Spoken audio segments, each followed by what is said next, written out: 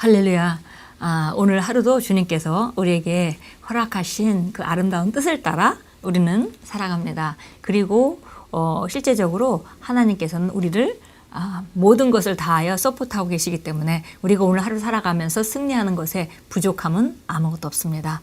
오로지 우리가 강하고 담대하게 우리 삶을 잘 다루고 그리고 전진하겠다는 그런 위치, 바로 서는 그런 태도가 매우 중요합니다. 오늘도 그런 태도를 가지고 하루를 시작하겠습니다.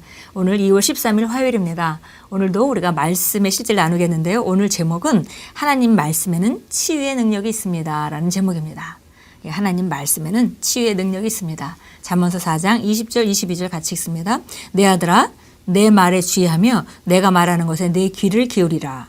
그것을 내 눈에서 떠나지 말게 하며 내 마음속에 지키라. 그것은 얻는 자에게 생명이 되며 그 온 육체의 건강이 됨이니라.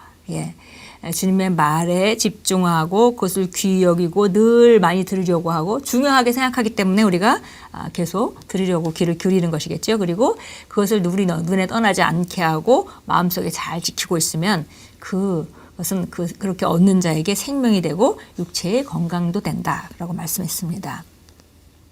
오늘의 본문 구절에 나온 건강이라는 단어는 약이라는 의미를 지닌 히브리어 마르페를 번역한 것입니다. 그러므로 실제로 이 구절은 그것을 얻는 자에게 생명이 되며 그의 온 육체에 약이 됨이라, 건강, 약이 됨이라 라고 읽어야 합니다. 하나님의 말씀은 약입니다. 말씀에는 치유하는 능력이 있습니다.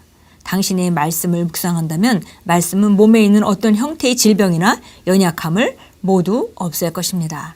성경은 말씀합니다. 그가 그의 말씀을 보내어 그들을 고치시고 위험한 지경에서 건지시는도다. 주님께서 말씀이 말하는 대로 반드시 역사하시기 때문에 말씀을 보내서 그들을 고치신다라고 표현했습니다. 하나님의 말씀은 모든 도전에 대한 해결책입니다. 말씀의 힘과 효과는 명백합니다. 말씀에는 당신의 인생을 완전히 바꿔놓고 승리하도록 힘을 주며 탁월해지도록 당신을 프로그램하는 능력이 있습니다. 당신이 말씀을 묵상하면 당신의 삶에는 변모가 일어납니다. 건강에서 도전에 직면하고 있다고 걱정하지 마십시오. 당신의 말씀을 굳게 붙잡으십시오. 그러면 변화가 나타날 것입니다.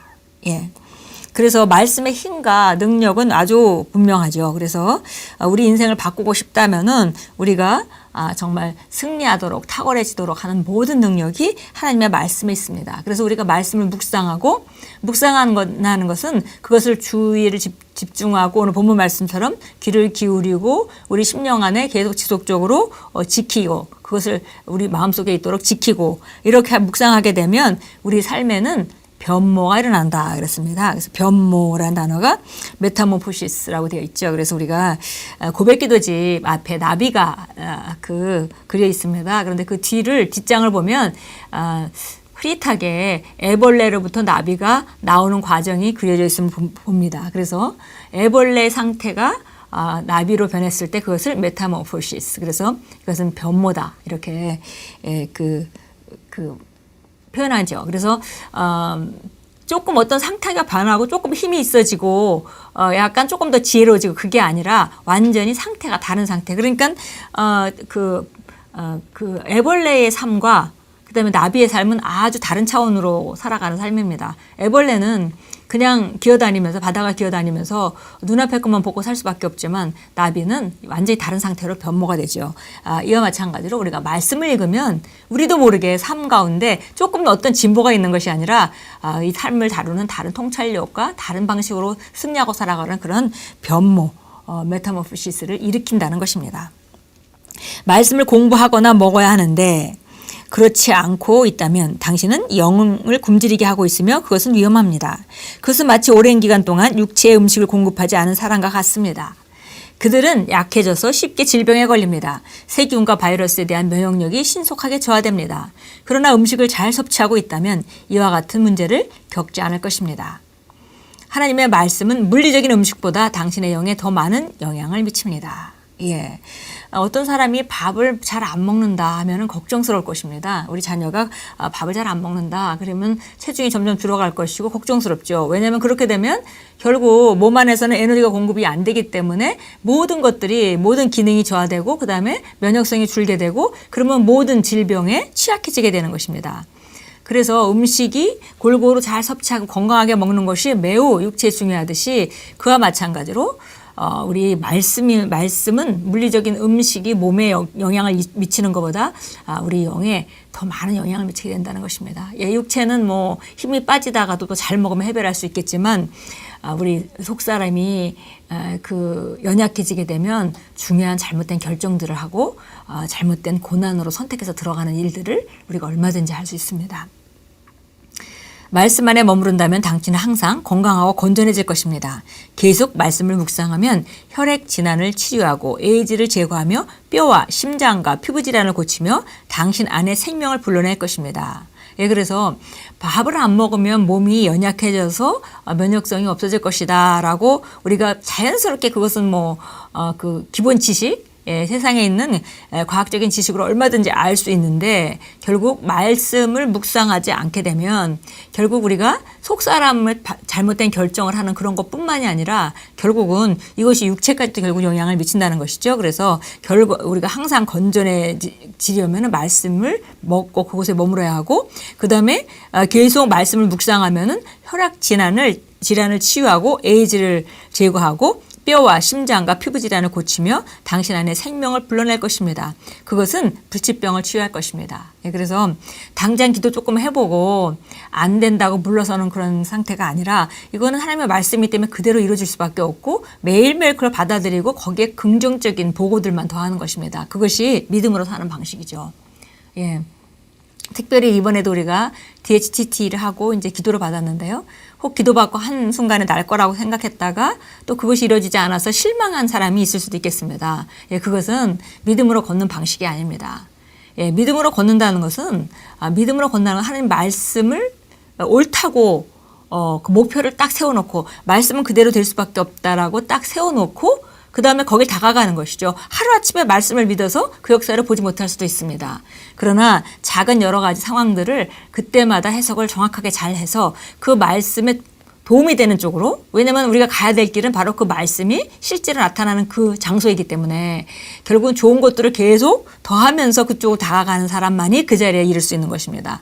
조금 가다가 방해가 있었다고 또 조금 가다가 안 좋은 경험이 있었다고 또 조금 가다가 증세가 조금 안 좋았다고 뒤로 물러서 버리면 포기해버리면 그런 사람들은 절대 믿음으로 아무것도 취할 수 없게 됩니다.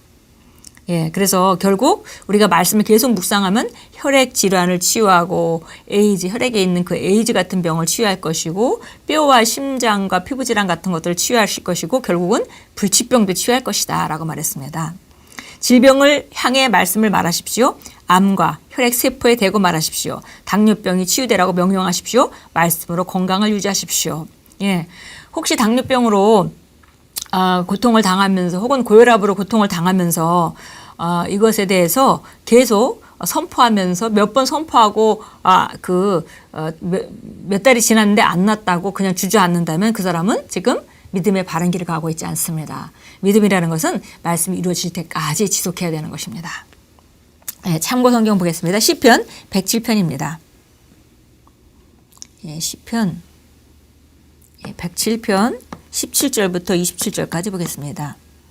107편 17절부터 20절까지 봅니다.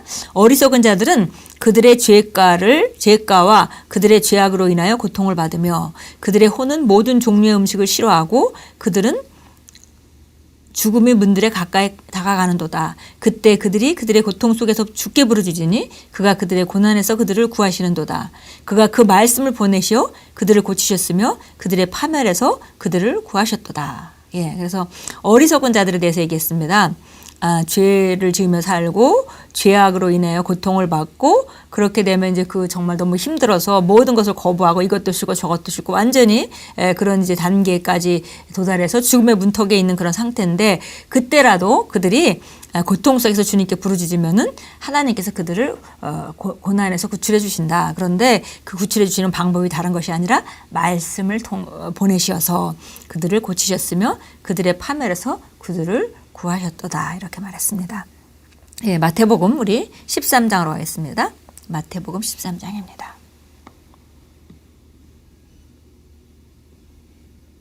예, 마태복음 13장 14절을 보겠습니다.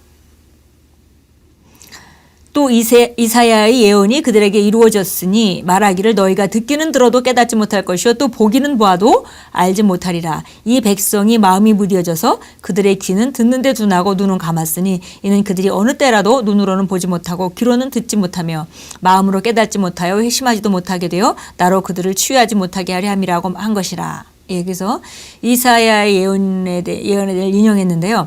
어떤 사람들은 들어도 듣지도 깨닫지도 못하고 보아도 보지도 못한다는 것입니다. 그 이유는 다른 것이 아니라 그들의 마음, 예, 그들의 심령이 무뎌져서